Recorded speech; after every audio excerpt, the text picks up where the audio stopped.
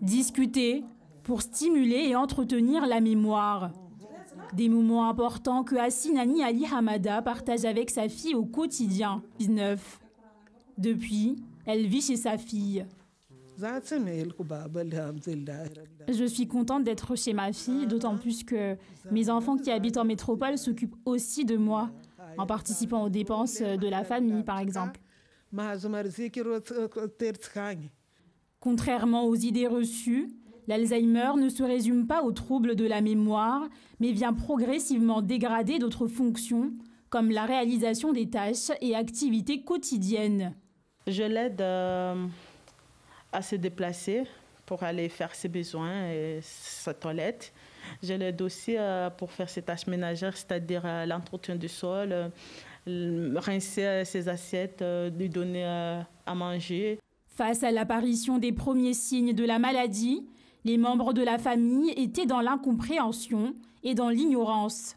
Avant, je ne savais pas le diagnostic de quelle maladie, mais dès qu'à un certain âge, on voit que la personne commence à faire...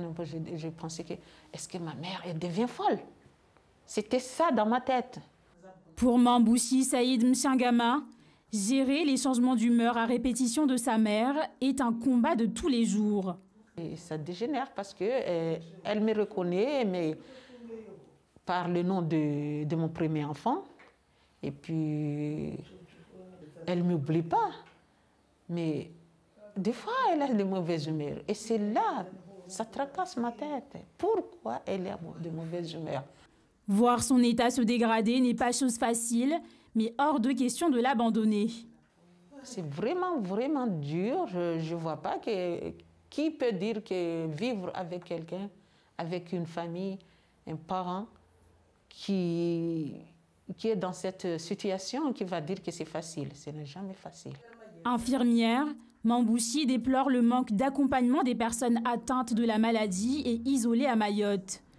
Pourtant, des aides existent, mais restent encore méconnues du grand public.